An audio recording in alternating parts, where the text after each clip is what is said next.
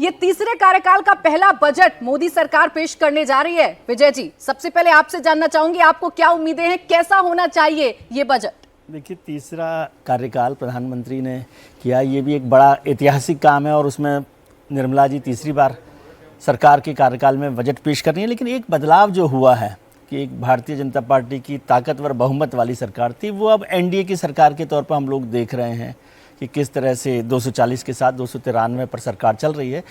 तो क्या ये एनडीए गठबंधन का बजट होगा, इस पर बात। और यदि हम राष्ट्रपति जी के अभिभाषण को देखें तो उसमें साफ दिखाई देता है कि किसान समृद्धि योजना को, किसान सम्मान योजना जो है उस पर कैसे काम करेंगे, अटल पेंशन योजना पर कैसे काम करेंगे, और ख़ासतौर से जो हिंदुस्तान का मिडिल क्लास है, यानी हिंदुस्तान ही है, मिडिल क्लास तो मैं मोटे तौर पर हिंदुस्तान पूरा मानता हूँ, उसको टैक्स में रिलीफ किस तरह से मिल रहा है, इस पर ध्यान देने की बात है। एक जो प्रधानमंत्री जी ने बड़ी बात कही थी, आयुष्मान योजना का दायरा बढ़ाने की बात, 70 साल की उम्र तक के लोगों के लिए, उस पर भी क्या काम हो रहा है ये देखना होगा। लेकिन जो सहयोगी दल हैं, खासतौर से जनता दल यूनाइटेड और टीडीपी, उनके जो राज्य हैं, उनके लिए कुछ खास बात इस बजट में कही जा रही है या नहीं कही जा रही? चर्चा हम कर रहे थे ना विजय जी कि वो पैकेज थोड़ा विशेष होना चाहिए। बिल्कुल, तो कितना विशेष पैकेज मिलता है?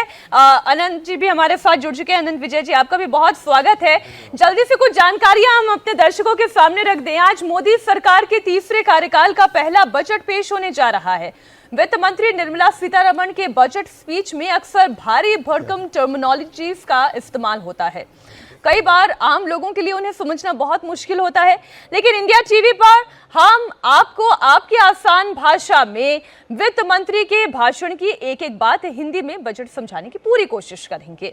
सबसे पहले आपको ये बता दें कि सरकार के लिए बजट का पैसा आखिर आता कहां से है, सरकार की इनकम का सोर्स क्या है।